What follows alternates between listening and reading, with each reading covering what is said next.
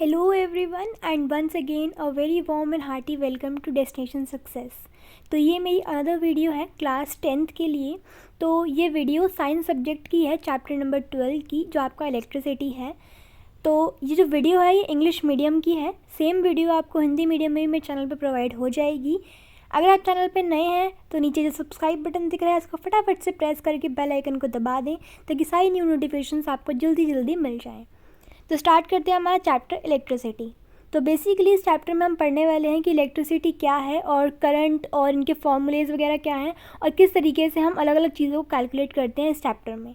तो ये एक बहुत ही शॉर्ट में और बहुत ही इंपॉर्टेंट टॉपिक्स को कवर करने वाली वीडियो है, जिसको एंड तक ज़रूर देखना अगर आपको चैप्टर समझना है अच्छे से। तो सबसे पहले देखते हैं कि इलेक्ट्रिक करंट क्या होता है। जैसे कि हम सबको पता है कि इलेक्ट्रिक करंट क्या होता है कि जो भी हमारे इलेक्ट्रिक चार्जेस होते हैं ना, एक उनका जो भी फ्लो होता है एक कंडक्टर के अंदर, उसको हम कहते हैं इलेक्ट्रिक करंट। तो बेसिकली जितनी भी हमारी चीज़ें होती हैं ना वो दो टाइप की होती हैं। एक होती है हमारी कंडक्टर, एक होती है हमारी इंसुलेटर्स। इंसुलेटर वो चीज़ें या वो मटेरियल होता है जो अपने थ्रू इलेक्ट्रिसिटी को पास नहीं होने देता, मतलब वो बैड कंडक्टर होते हैं, वो उनमें इलेक्ट्रिसिटी कंडक्ट नहीं हो सकती। सेकेंड आपका आता है कंडक्टर्स, जिनके अंदर इलेक्ट्रिसिटी कंडक्ट हो सकती है, जो अपने थ्रू इलेक्ट्रिसिटी को फ्लो होने देते हैं ईजिली। तो जो भी कंडक्टर्स होते हैं उनके अंदर जो भी इलेक्ट्रिक चार्ज का फ्लो होता है उसको हम कहते हैं इलेक्ट्रिक करंट। नेक्स्ट हमारी आती है करंट की एसआई यूनिट। तो हमारी करंट की एसआई यूनिट होती है एम्पेयर, जिसको हम ए लिखते हैं। तो ये था हमारा करंट के बारे में थोड़ी इन्फॉर्मेशन। तो नेक्स्ट हमारा आता है कि जो हमारा इलेक्ट्रिक करंट होता है उसको हम मेजर कैसे करते हैं। तो जो भी हमारा एक सर्किट होता है उसमें एक एमीटर नाम का जो इंस्ट्रूमेंट है वो लगाया जाता है, जो हमारे करंट को मेजर करता है कि उसका जो रीडिंग है वो कितना आ रहा है। और मैथमेटिकली हम इसे कैसे मेजर करते हैं उसका एक फॉर्मूला होता है जो हम आगे इस वीडियो में पढ़ने वाले हैं। नेक्स्ट हमारा आता है चार्ज, कि एक इलेक्ट्रिक चार्ज क्या होता है। तो चार्ज क्या होता है, एक फंडामेंटल पार्टिकल है किसी भी एटम का। जैसे कि हमने 9th क्लासेस में भी पढ़ा है, 8th क्लास में भी पढ़ा है कि एटम क्या होता है, कि हमारे आसपास जो भी चीज़ें होती हैं सब किससे बनी हुई होती हैं, एटम से बनी होती हैं। तो चार्ज क्या होता है, जो भी फंडामेंटल पार्टिकल होता है एक एटम का उसको हम चार्ज कहते हैं। और चार्ज जो होता है वो हमारा दो टाइप का होता है, it can be either positive और नेगेटिव। ये हमारे दो तरीके के चार्ज होते हैं। और like charge repel each other, मतलब जैसे दो प्लस प्लस वाले या दो माइनस माइनस वाले एक दूसरे को रिपेल करेंगे, एक दूसरे से दूर भागेंगे। इसी को अपोजिट जो हमारे अनलाइक चार्जेस होते हैं वो क्या करते हैं, एक दूसरे को अट्रैक्ट करते हैं। मतलब अगर एक प्लस का और एक माइनस का लगाएंगे तभी ये दोनों एक दूसरे को अट्रैक्ट करेंगे। अगर दोनों प्लस का या दोनों माइनस का लगा देंगे तो एक दूसरे को ये रिपेल करेंगे। तो ये कुछ प्रॉपर्टीज़ होती हैं हमारे चार्ज की। नेक्स्ट हमारा आता है कूलम, कि कूलम क्या होता है, कि जो भी चार्ज होता है उसकी एसआई यूनिट होती है हमारी कूलम, जिसको हम सी से डिनोट करते हैं। इसके बाद का जो भी आपकी बुक में मेंशन्ड है ये आपका इंपॉर्टेंट नहीं है, इतना पेपर में आपसे डीपली क्वेश्चंस नहीं पूछते। क्वेश्चन आता है डायरेक्टली यही पूछेंगे कि आपसे what is the property of a charge. तो आप ये दो प्रॉपर्टीज़ लिख सकते हो कि लाइक चार्जेस जो होते हैं वो रिपेल करते हैं और जो अनलाइक चार्जेस होते हैं वो अट्रैक्ट करते हैं। और अगर एसआई यूनिट पूछता है तो एसआई यूनिट आपकी कूलम होती है, जिसको हम सी से डिनोट करते हैं। नेक्स्ट आपका आता है कुछ आपको शॉर्ट फॉर्म्स दी हुई हैं इसमें, कि क्यू क्या होता है आपका चार्ज, हम चार्ज को क्यू से डिनोट करते हैं। डिनोट का साइन और एसआई यूनिट का साइन अलग, दोनों अलग चीज़ें होती हैं। एसआई यूनिट होती है कि आप उसको किस चीज़ में मेजर करते हो, जैसे कि वेट है उसको आप किस में मेजर करते हो, किलोग्राम्स में मेजर करते हो, तो वो उसकी एसआई यूनिट है। पर वेट को आप डब्ल्यू लिखते हो तो ये उसका साइन है। तो साइन और एसआई यूनिट का साइन दोनों अलग चीज़ होती हैं, तो इनके बीच में कन्फ्यूज़ मत होइएगा। तो इलेक्ट्रिक चार्ज को हम लिखते क्यू हैं और इसकी एसआई यूनिट क्या है हमारी, सी मीन्स कूलम। नेक्स्ट हमारा आता है करंट, जैसे कि हमने ऊपर भी पढ़ा। करंट क्या होता है, rate of flow of charge, मतलब जो भी एक सर्किट में चार्ज है, जो भी इलेक्ट्रॉन्स हैं उनका जो फ्लो हो रहा होता है उसको हम कहते हैं करंट, जिसको हम आई से डिनोट करते हैं। Next we have the formula of current, कि करंट का फॉर्मूला क्या होता है। तो करंट का फॉर्मूला होता है कि क्या चार्ज है, मतलब किस चार्ज के साथ वो फ्लो हो रहा है। एंड नेक्स्ट हमारा होता है डिवाइडेड बाय टाइम, कि कितने टाइम में वो चार्ज जो है वो हमारे सर्किट में फ्लो हो रहा है। तो I equals to Q upon T, मतलब चार्ज डिवाइडेड बाय टाइम हमारा क्या निकल आता है, करंट निकल आता है। नेक्स्ट हमने पढ़ा था कि करंट को मेजर कैसे करते हैं, अमीटर से, जिसका सिंबल क्या होता है, ये एक साइड होती है इसकी प्लस की, एक साइड होती है इसकी माइनस की। तो ये हमारा अमीटर होता है। Ammeter has a low resistance and always connected in series. जो अमीटर होता है उसका रेजिस्टेंस जो होता है वो लो होता है काफ़ी, और जो हमेशा सीरीज़ में कनेक्टेड होता है। सीरीज़ क्या होती है, मतलब एक लाइन में कनेक्टेड होता है, ये कभी भी आपको पैरेलल में नहीं दिखेगा। मतलब जैसे अगर ये आपका सर्किट है तो कभी भी यहाँ पर अमीटर नहीं होगा, हमेशा इसके साथ ही अमीटर जो है वो फिक्स करा जाता है। नेक्स्ट आपका आता है पोटेंशियल डिफरेंस, कि पोटेंशियल डिफरेंस क्या होता है। पोटेंशियल डिफरेंस होता है work done to move a unit charge from one point to another.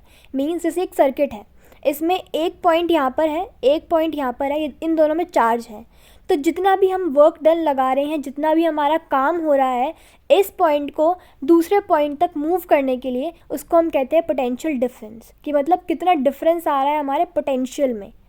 तो ये होता है हमारा पोटेंशियल डिफरेंस, जिसको हम V से डिनोट करते हैं। सेम इसी का फॉर्मूला होता है आपका W upon Q, means work done upon में जो आपका चार्ज जो करंट होता है, सॉरी। और जो पोटेंशियल डिफरेंस होता है उसको मेजर किस में करते हैं, पोटेंशियल डिफरेंस को मेजर करते हैं हम वोल्ट में, जिसकी SI यूनिट है आपकी वोल्ट, जिसको हम V से डिनोट करते हैं। इसकी SI यूनिट भी V ही होती है और जो साइन होता है वो भी V ही होता है। एंड फॉर्मूला मैंने आपको करवा दिया, जैसे कि V equals to W upon Q। W means work done and Q means current, जो चार्ज है, करंट है जो फ्लो हो रहा है। तो नेक्स्ट टॉपिक आपका आता है कि 1 वोल्ट क्या होता है। ये भी काफ़ी इंपॉर्टेंट क्वेश्चन है जो कई बार CBSE के एग्जाम्स में आया भी है कि how will you define 1 volt.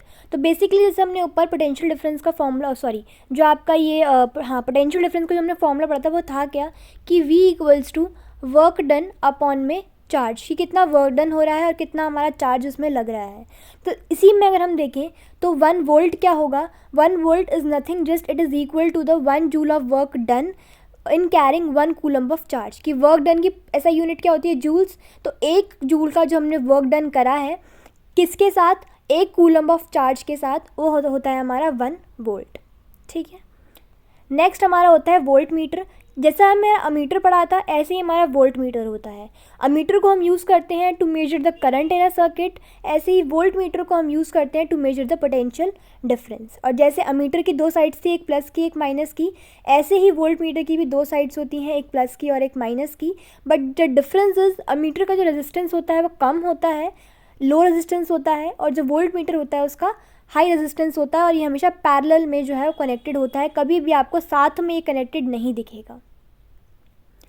Cell is the simplest device to maintain the potential difference, की मतलब कोई पोटेंशियल डिफरेंस का जो सबसे सिंपलेस्ट डिवाइस होता है वो आपका सेल होता है। And current always flow from the higher potential to lower potential, मतलब करंट जो है वो हमेशा हाई से स्टार्ट होकर फिर धीरे धीरे वो कम होते चला जाता है, लो होते चला जाता है। तो ये था आपका वोल्ट मीटर के बारे में और पोटेंशियल डिफरेंस के बारे में। Next you have some symbols, मतलब कौन कौन से सिम्बल्स किस तरीके से यूज़ करे जाते हैं एक सर्किट में अलग अलग चीज़ों को शो करने के लिए। तो सबसे पहला हमारा आता है इलेक्ट्रिक सेल। इलेक्ट्रिक सेल की सिंपल 2 साइड्स होती हैं, एक प्लस की एक माइनस की, और एक बड़ी और एक छोटी लाइन से हम इलेक्ट्रिक सेल को शो कर देते हैं। नेक्स्ट आपकी आती है बैटरी। बैटरी क्या होती है, बेसिकली कॉम्बिनेशन ऑफ सेल्स होता है। तो इस बैटरी में क्या होता है कि जैसा हमारा सेल था ऐसे ही 3 लाइन दिखाकर हम उसको बैटरी को शो कर देते हैं। नेक्स्ट हमारी आती है की भी 2 टाइप की होती है, एक होती है आपकी ओपन, एक होती है आपकी क्लोज्ड। ओपन की का मतलब होता है कि कोई भी करंट आपके उसमें फ़्लो नहीं कर रहा है। क्लोज्ड की का मतलब होता है कि करंट इसमें फ़्लो कर सकता है। नेक्स्ट आपका आता है वायर जॉइंट। वायर जॉइंट को हम हमेशा ऐसा दिखाते हैं, जिसको हम परपेंडिकुलर बाइसेक्टर भी कह सकते हैं एक तरीके से, मतलब इस तरीके से हम उसको शो करते हैं। नेक्स्ट हमारा आता है वायर क्रॉसिंग विदाउट जॉइन, तो उसको हम ऐसे शो करते हैं। और कोई भी इलेक्ट्रिक बल्ब हो तो उसको डायरेक्टली आप इस तरीके से शो कर सकते हैं। नेक्स्ट हमारा रेजिस्टेंस आता है, जिसको हम इस तरीके से शो करते हैं। एंड रियोस्टैट, जिसको हम एरोज़ की फॉर्म में शो करते हैं। रियोस्टैट एंड रेजिस्टेंस जो होती है दोनों अलग चीज़ें होती हैं, इनको सेम ना समझें। लास्ट हमारा आता है इसमें अमीटर, जो हमने ऊपर भी पढ़ा कि अमीटर क्या होता है, सिंपल ए होता है, जिसमें एक साइड जो है वो आपकी प्लस की होती है और एक साइड आपकी माइनस की होती है। ये सिंबल्स याद कर लेना, क्योंकि एग्ज़ाम में कभी कभी 1-1, 2-2 नंबर में आपसे सिंबल्स भी पूछ लेते हैं कि इलेक्ट्रिक सेल का सिंबल क्या होगा, बनाना पड़ेगा आपको, या फिर सिंबल दे देंगे और फिर पूछेंगे किसका सिंबल है तो आपको नेम लिखना होगा। तो दोनों तरीके से आपको ये चीज़ें पता होनी चाहिए। ये हमारा वोल्ट मीटर बच गया, तो हमने ऊपर भी देखा था कि वोल्ट मीटर बिल्कुल अमीटर के जैसा ही होता है, बस उसमें एक ही जगह V लिखा होता है और एक साइड पॉजिटिव और एक साइड नेगेटिव होती है। नेक्स्ट आता है आपका मोस्ट इंपॉर्टेंट टॉपिक इस चैप्टर का, ओम्स लॉ। इसमें से 101% एक ना एक क्वेश्चन जो है वो आपको एग्जाम में देखने को मिल जाएगा। तो बहुत ही इजीली मैं आपको ओम्स लॉ समझाती हूँ। ओम्स लॉ क्या होता है कि potential difference across the 2 points of a metallic conductor is directly proportional to the current passing through the circuit provided that temperature remains constant. ये जितनी गंदी सी लाइन आपको थोड़ी लग रही है, इसको थोड़ा सा ईजी वे में आपको समझाती हूँ कि ओम्स लॉ में बोला क्या गया था कि जो भी पोटेंशियल डिफरेंस होता है, पोटेंशियल डिफरेंस क्या होता है आपका V, तो जो भी आपका पोटेंशियल डिफरेंस होता है वो डायरेक्टली प्रोपोर्शनल होता है किसके, करंट जो उसका पास कर रहा है उस सर्किट में। ऑफकोर्स ये पता है करंट किस में पास करेगा, कंडक्टर में पास करेगा। और एक शर्त इन्होंने इसमें ये रख दी थी कि जो टेम्परेचर है वो इसमें कांस्टेंट रहना चाहिए। ठीक है, इतना समझ में आया।